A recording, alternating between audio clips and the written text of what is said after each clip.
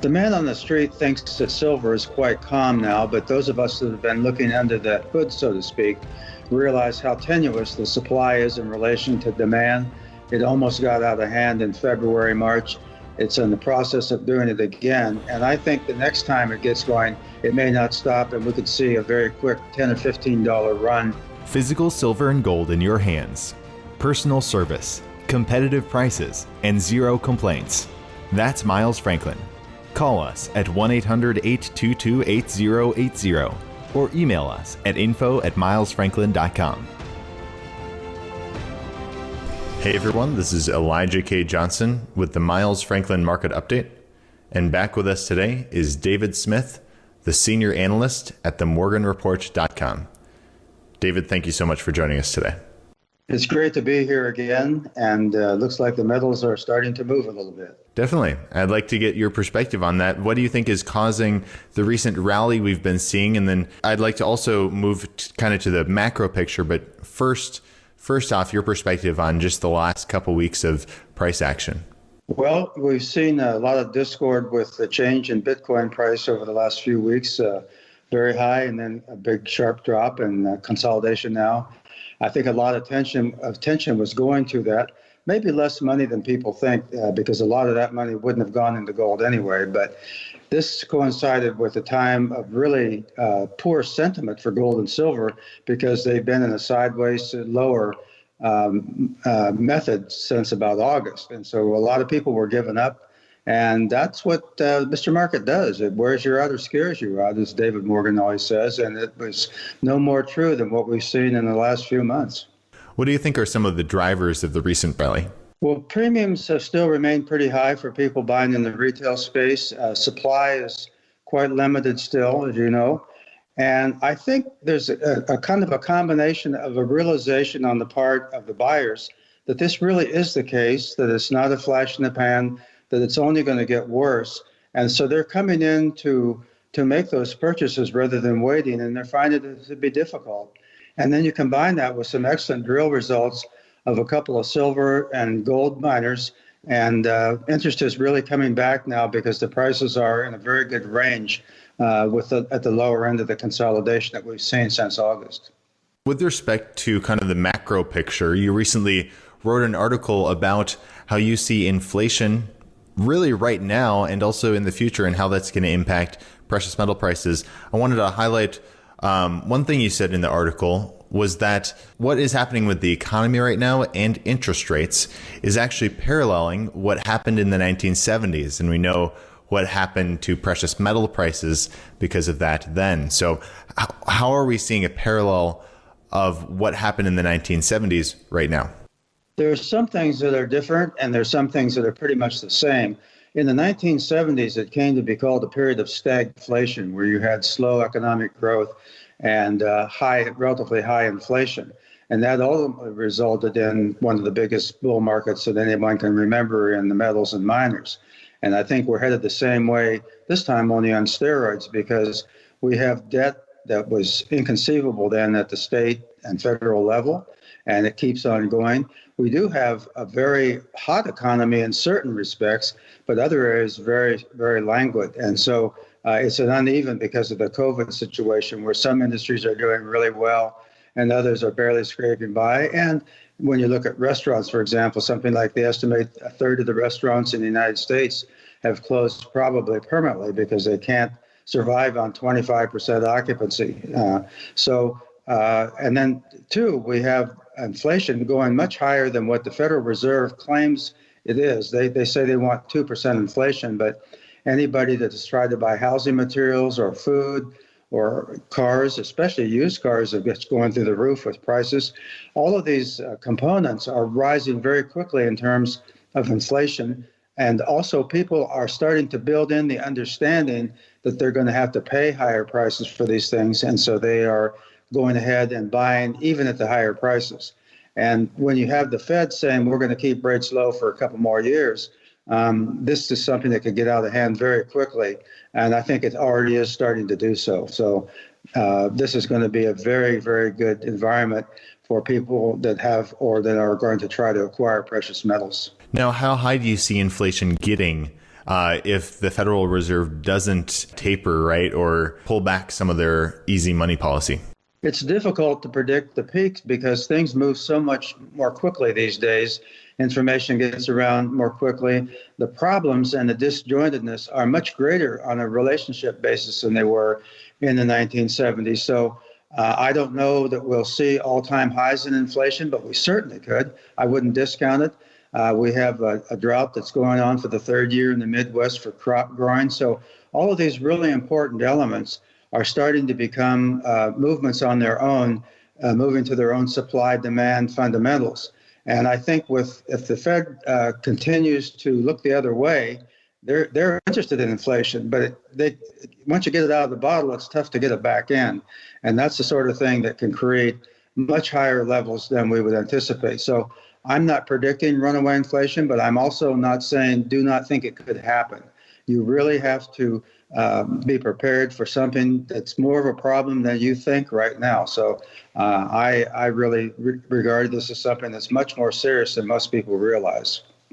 Before the top in gold in 1980 of $850, we saw a rally from 35 to 200, and then it pulled back to 100, and then it rallied to 850. So if we're kind of looking at that bull market, do you see kind of a same sort of move now for gold? And if so, where kind of are we in that cycle? Well, I think we're at the process of getting ready to break out at least into intermediate highs that will challenge the levels around 2000 that we saw last year. And it wouldn't take much to just have it keep on going because there's a lot of money that's been on the sidelines out there. There's questions about whether or not the bull market and stocks is going to go on indefinitely. It's certainly in some of the highest PE ratios we've ever seen. And there may be more money to be made there, but also it can be taken away very quickly.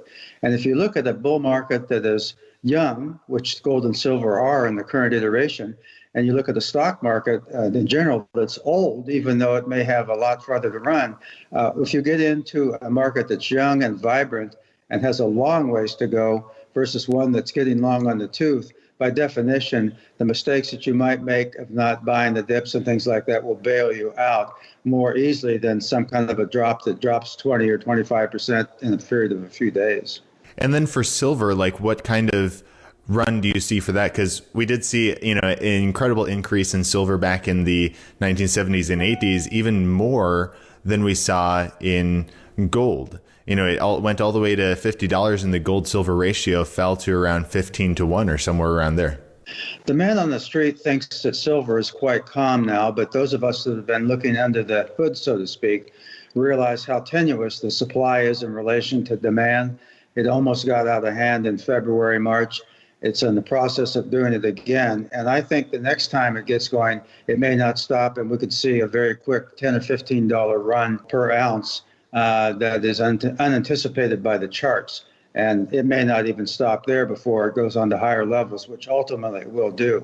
So anyone who still is not aware of the situation with silver especially, and has put off buying it looking for lower premiums or lower prices, they're really playing with fire because they could end up becoming spectators versus speculators or investors when this thing takes off.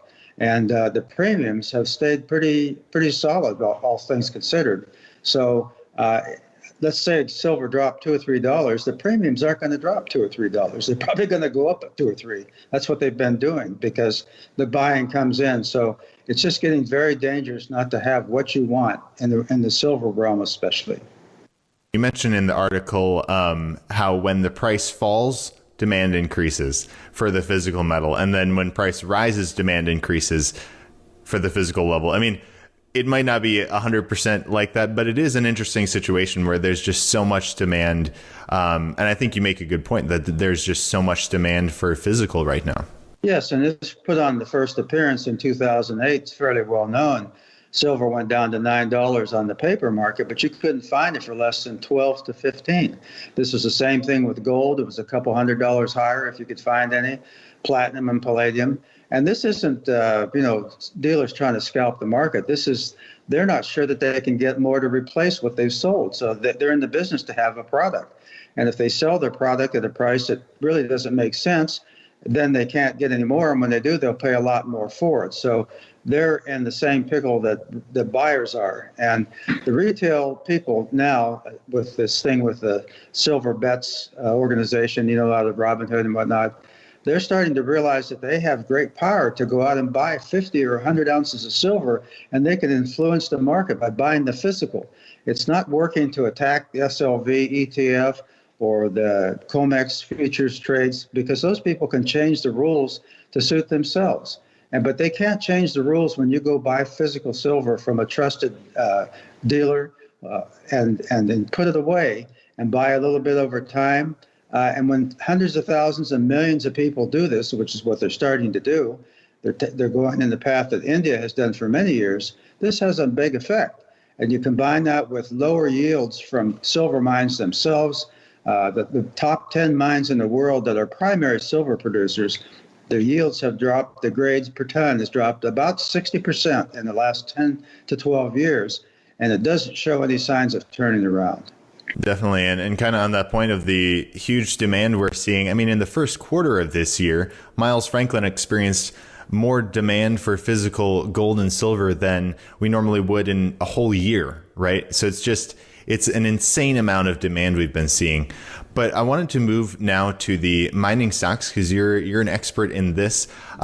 Do you want to give us an update on the mining sector right now? Well, the Morgan report follows the mining sector quite closely. We always suggest that our subscribers start with physical, get some of that first as insurance. That's insurance first, profit second. And then if you have money left over that you want to put at some risk, and by the way, everything you do financially these days in any sector is risk, high risk.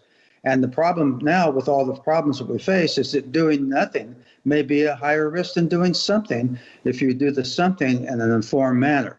And so we try to spotlight mining projects that have, we think, outsized potential.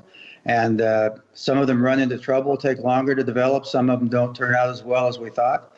But over time, we've got a pretty good record. And David Morgan has profiled more exploration companies that have gone into production than almost anyone else out there. We're following several gold and several silver projects this year that really seem to have a lot of potential. And some of these projects that I might mention today, I have shares in. So I'm not a disinterested observer, but I've done deep research myself, and I feel comfortable enough to hold a position. One of the ones that is really getting a lot of play, if you'd like me to mention a name or two, is Newfound Gold in Newfoundland. And we put out last fall an alert on it. We didn't put it in our portfolio, but we said, watch this one closely. And it is finding gold values that are pretty amazing. I mean, long intercepts of several hundred grams per ton gold in almost every hole they drill, which is highly unusual. And I really think it has the potential to become one of the big gold discoveries of the current cycle. Also, we follow the excellent work that Dr. McGaw has done in Mexico with the carbonate replacement deposit that he has written his thesis on many years ago and has proven that they exist. And these are very large depositories of silver and oftentimes gold as well, and base metals, and they go on for great distances, and they enable large mines to be built. And so they're building a mine now as a partnership with Fresnillo, which is Mexico's largest silver producer, and they'll have a 44% share in this mine, and it will become at, or perhaps right out of the box, the largest primary silver mine in the world when it goes into production later this year. And they also have an excellent exploration play that they're attached to. The people can figure out the name of that pretty easily if they look that up. And I'm a shareholder in that one as well, and I think it has a lot of potential, where they're looking for the other half of this massive deposit that informed the mine that they're building now with Fresnillo. And you make a good point how the stocks are more speculative than the physical metal, and it's important to kind of move into the physical metal as having a core position in the physical metal before moving into the mining stocks. Could you expand on that? Yes, because metal that you can hold in your hand that's not allocated to someone else, or you're not sharing parts of a 1,000-ounce bar, or you're not holding metal that isn't there, but they tell you, as several big institutions have done in recent years, and they had to pay fines for this, for people paid for empty deposit boxes that didn't have gold and silver in it at all. So the only way you know you have it is to buy it from a trusted dealer, such as Miles Franklin and others that we watch occasionally, and then put it away where you can safeguard it, put it in and insure it somewhere, or keep it on site. And that way, you can call on it if you need it. It's very liquid. There's nothing else that's really more liquid than physical gold and silver. It can be sold at any time at or near the spot price of a particular day. And then with the extra money, take a look at some of the mining stocks. And we follow, another thing that we've done with the advent of the blockchain is that the Morgan Report have been involved for about 4 years now, since the beginning of the Lode Cryptographic Silver Project, which actually buys silver to back digital coins. So the Lode project of the Lode tokens and the AGX coins are not just ideas that solve problems, which some of the better digital coins do, but they actually have physical metal by them. So when you buy AGX coins, every coin, we go out, the Lode project goes out and buys physical silver to put that in one of 8 vaults around the world. And it can be called upon when needed. And so it's it's there. It's not commingled with anybody else's. It's in your name and in your own wallet or on the Hyperledger. And so this is a movement into the 21st century. And gold and silver have been trash talked lately with the rise of Bitcoin and altcoins. But the reality is, I believe that it's not a matter of Bitcoin versus gold. It's a matter of Bitcoin and gold. And the virtues of the blockchain, which enable people to store silver and gold safely, which is just a different form of putting it into a physical vault.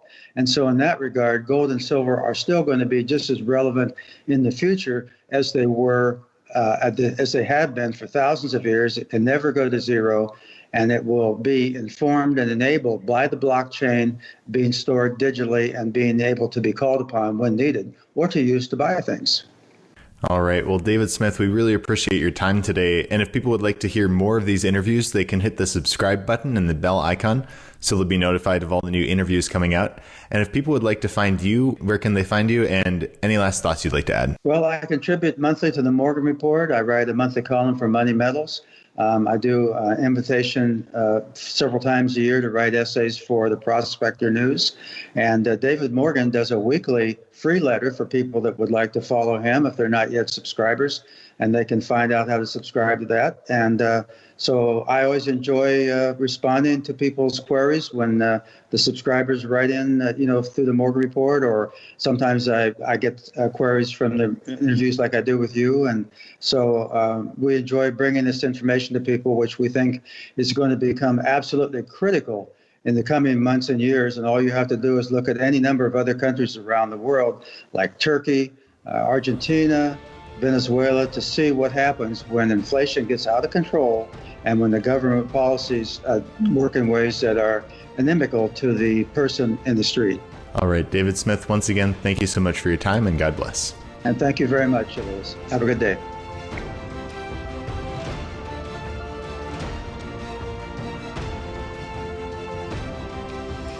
Physical silver and gold in your hands. Personal service, competitive prices, and zero complaints. That's Miles Franklin. Call us at 1-800-822-8080 or email us at info@milesfranklin.com.